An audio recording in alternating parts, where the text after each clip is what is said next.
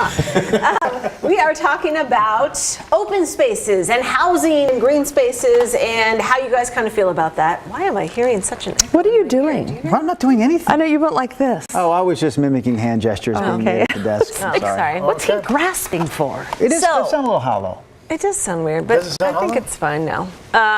So Alpenrose Dairy used to be an active dairy. It's up in Southwest Portland, kind of in the hills. A lot of people have never heard of it, never seen it, never gone there. If you are a Little League baseball family or, gosh, didn't they have a track? They have a bike track. They had a midget racing car track. I mean, I know what you mean. There's a lot of people living in other parts of the state that don't know about it. I mean, I grew up here, and I had never been there except once for a news story. I did not know even it was there. We showed an Easter egg hunt. They used to have that every year, right? We had the video of that. So there's no moo cows there or anything left, but it used to be this great community staple.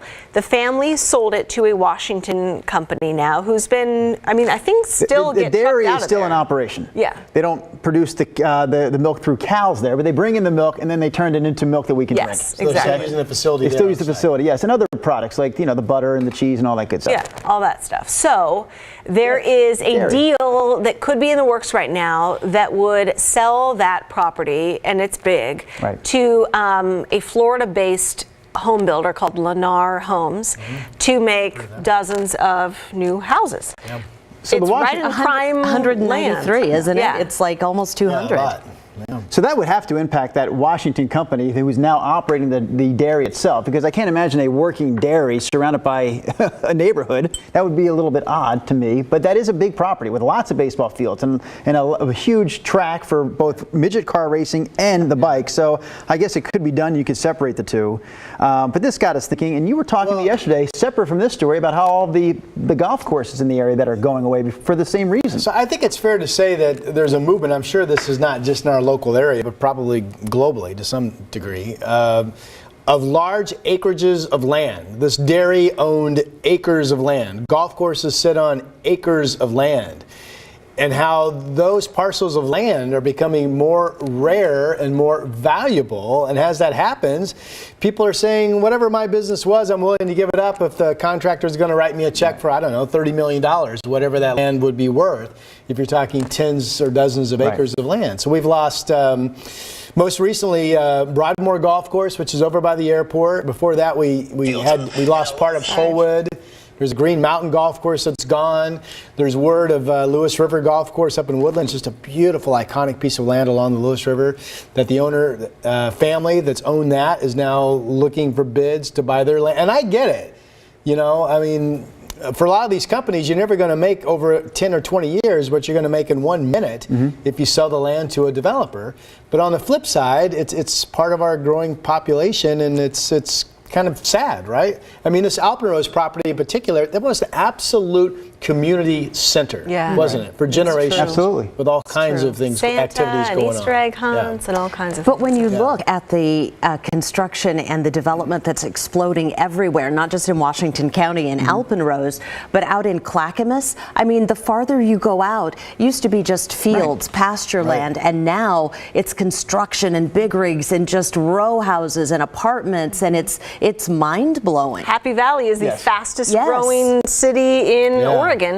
I can't remember the number along Sunnyside, but you're taking Sunnyside out from, like, say, 172nd. And you can go way out there. I think it hits the 200s, doesn't it, Sunnyside? Oh, it does, but that's where a lot of that new construction starts, is on 172nd. But when you get to, like, 222nd and Sunnyside, you're thinking you cannot still be in areas that are being developed, but you are. That's where they put, like, that's near that big Fred Meyer.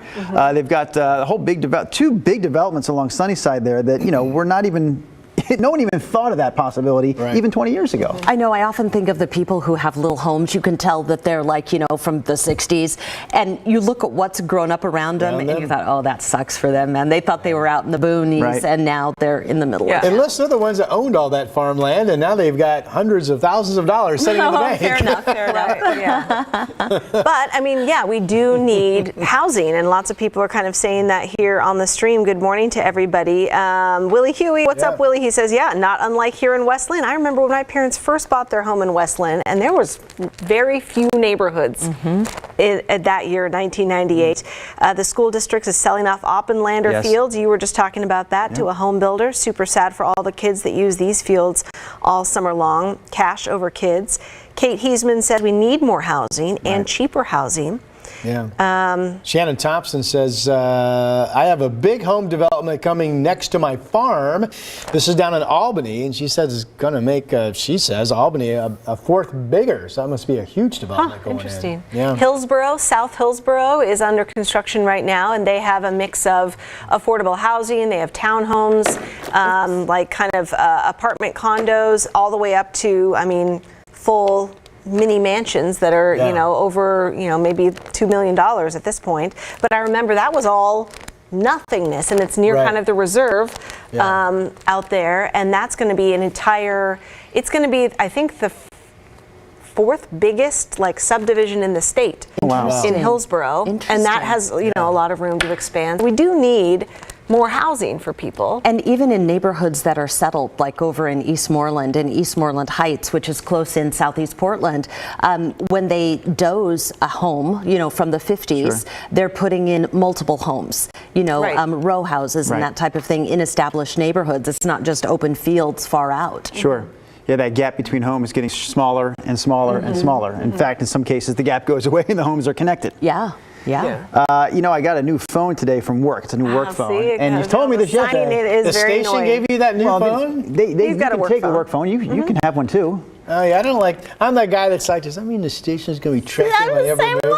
So I go, no, I don't want one. I'm the opposite. I gave up my personal phone, and this is the only phone I use. I'll let them pay the bill. Anyways, but now I can't log on to Facebook because I can't remember my password. I had to log into Facebook with my old password, and just give me a minute. Personal business on your? I do personal business on the work phone. Yeah.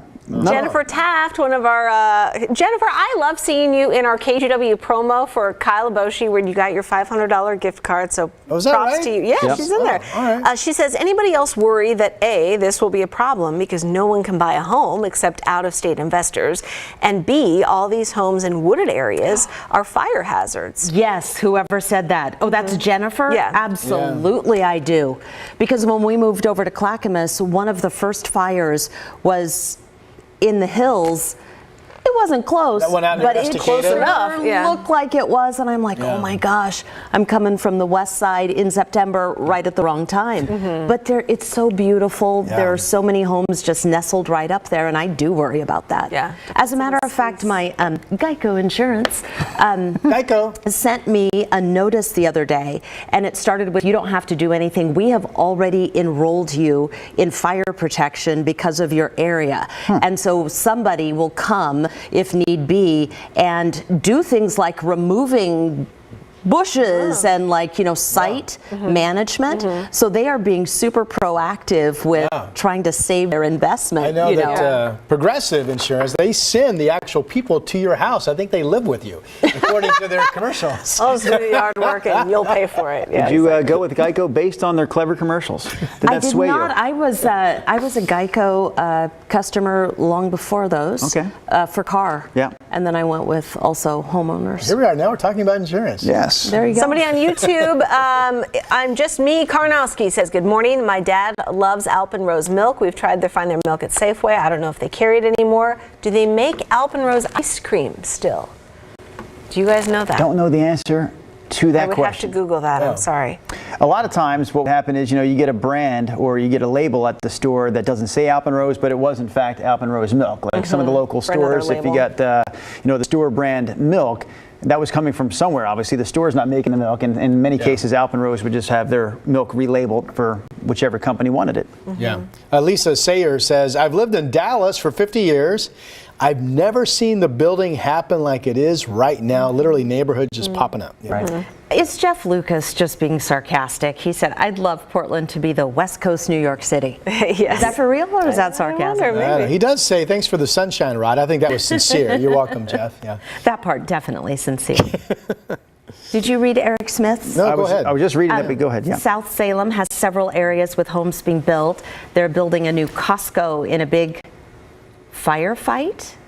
In a big firefight down the Building street. a new Costco in a big firefight down the street. What does that mean? Maybe he meant firehouse down the street or property down the I don't street. know. We're going to need a clarification, Eric But he Smith. says, I'm okay with that, build away. Whatever's going on in South Salem, he's okay with that. New Costco.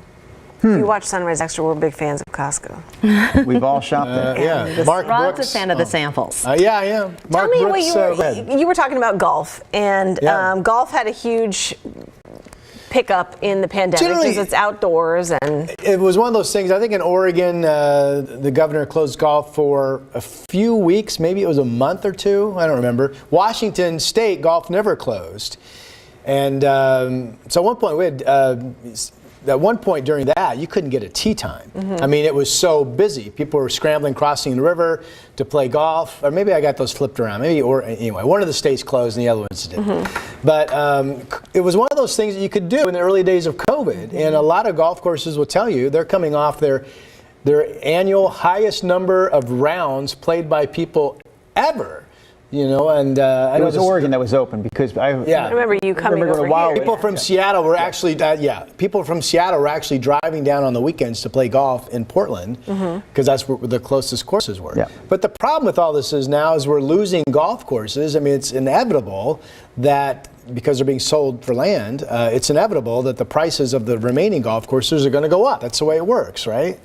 And then there's fear right now in the industry of golf that all of a sudden we're going to get back into golf is kind of only for the wealthier people because it's expensive to play. I mean, a lot of the courses around town, if you play on a Saturday in the summer, you know, it's $85. I mean, that's a lot. See, that's why I like those That's a par lot, three. yeah. Right. You know, I started Yeah. playing Takes a lot of golf time. with Jeff during the pandemic, and Sahali is out there in Clackamas County. It's a little par there a three. long It's time, beautiful. yep. It's right Yep. along the river, and it's quite affordable. It's affordable. Is that how you say that word? It's fun. That's how I say it. Sahali. I always thought it was Sahaley Falls or something. Oh, I have no 'Cause idea. I know I always there's say a, it's a Always say Sahali. Is that right? It's a Holly. 224, right? It's all hyphenated.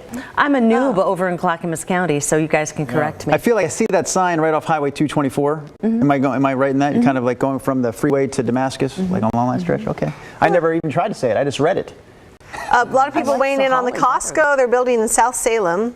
They're building a new Costco, and he says he was trying to say in a big field big down field. the street. Yeah. He's okay with that. Build away.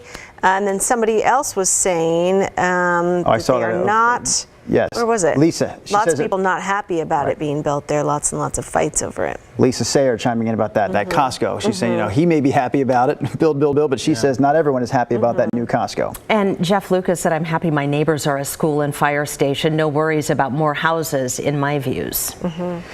Shireen Miller Simmons says Drew is correct, and I'm thinking, what the heck did I say on the stream so far this morning that could actually be deemed as correct? But I will. How about this, Rod? Like, I never stepped foot on a golf course as a kid. Like, I never one step. The first time I was actually on a golf course, I took a class in college, my final semester, when I was just trying to rack up credits. I had done enough for my major, but they're like, dude, you need some credits outside your major in order to graduate. I said, this is true.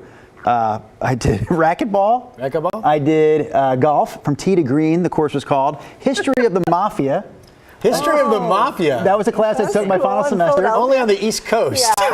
Very interesting class. A sex education course. And I think I can't remember the fifth course. Anyways. Sounds like an amazing term for you. It was fun. And part of the golf course, or golf course, was they took us to a golf course. Yeah. First time I ever stepped foot, it was so embarrassing. I was like, oh my gosh, I'm terrible. I thought I was pretty good in the gym when I was hitting those little chip shots inside the gymnasium. But I think, Rod, am I right in thinking this? When we start removing golf courses from the area, it's the ones in the city that are typically going to go first, and those are the ones that are going to be most affordable, most accessible. Because I do think it's an elitist sport still. But it's those public courses in the city that give people, the everyday person, at least a chance to play. Yeah, I think this is a correct statement. The majority of golf courses in the city of Portland are in fact city-owned courses. I think that not all of them, but the majority of them. And there had been talk, at one point there was a lot of talk that Rose City, that's back over behind the Banfield Hospital off of Tillamook over there was talk that the city was seriously considering turning that parcel of land into a camp for the homeless to live.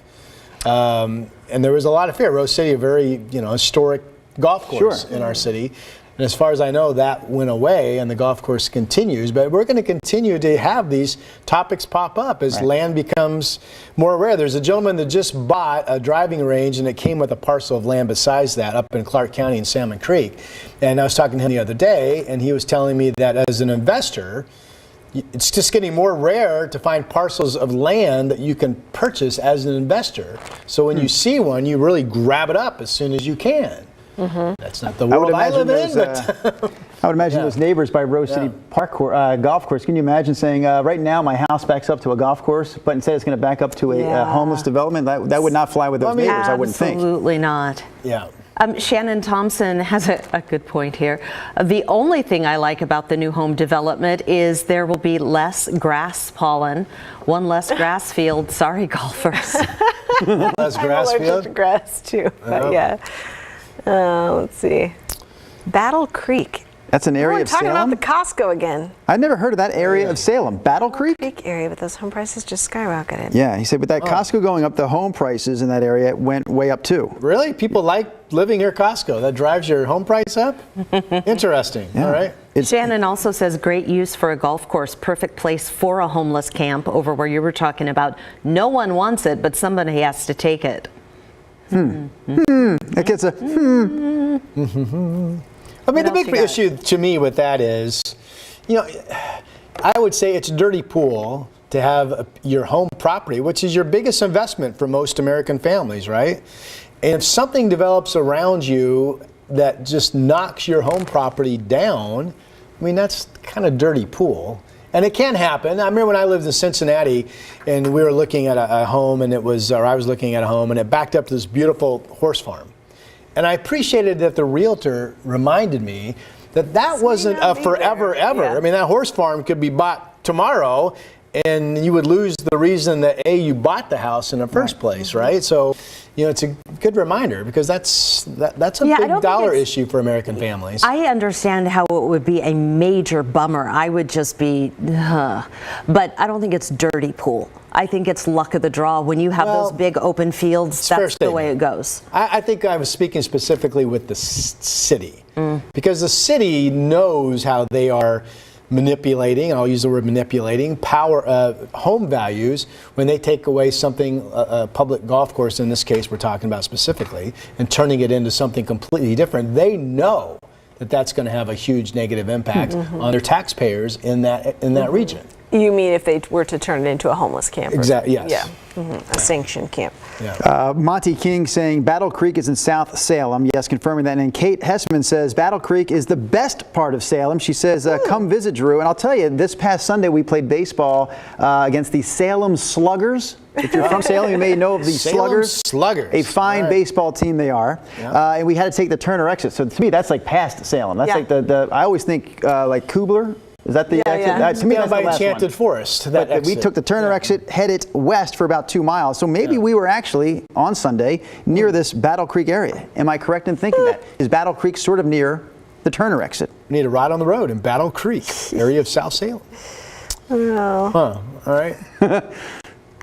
Yep, Primo Elementary, she says. And I think what we're talking about is really, you guys agree, it's one of those inevitable problems as population bases continue to grow. You're always looking for land. You're always looking to build more homes, which we ultimately need. And it's just one of those sad passages of time. I mean, when I drive out Highway 26 to go to the coast, and we talked about this earlier in the show, I often wonder how much longer is this going to be beautiful farm country? Right. Well, North Plains is growing, just the same, and just past Hillsborough. But the Alpenrose site is Washington County, right? Isn't it? It's a Portland address. Is it Multnomah County? Is it Multnomah? It's a Portland address. If it's Multnomah County, then there is, I mean, if this deal were to go through, and it's not a done deal, but a certain percentage, I think it's 20% of those homes, or whatever they turn it, they could be townhomes or whatever, a little section of apartments have to be affordable housing. Yeah, if it's in Washington County, it's different. They can do whatever they want, and I'm checking my make a lot computer. more money on it. Yeah. But there are a lot of apartments like that here. But yeah, when everyone's like, oh, we need more affordable housing, it's like, this is probably not going to be that. This is West Hills, a very coveted, like, close-in neighborhood, and they're going to be nice spendy houses. Yeah, I mean, most in likely. pre-pandemic, when people were flocking downtown, they have a lot of mixed use where they have like sliding scale, and then they have market value for those units. Same deal, big apartments. I believe it's Multnomah County. It is Multnomah. Based on a couple of different articles, there was a case that was in Multnomah County Court about Alpenrose Dairy, which tells me that's probably. Another one says it lies on the Multnomah Washington County line. We get that. That's why we're trying to figure this out. But it looks like yes, it's definitely a Multnomah County property. Okay, interesting. So some of it would have to be affordable housing. Jennifer Taft weighing in again with us this morning. She says we really do have loads of land that could be used for houseless camps. The city just isn't creative with that. And without checking, my gut instinct would have to be that Jennifer's likely correct. This is Jennifer Taft who said that? Yeah. She's usually right about most things. Yeah. Sheldon Delph says they tore down Paradise and put up a parking lot. I've wondered for 60 years where the food to feed people living in the houses built on former farms will come from. Thank you, Joni Mitchell. Yeah.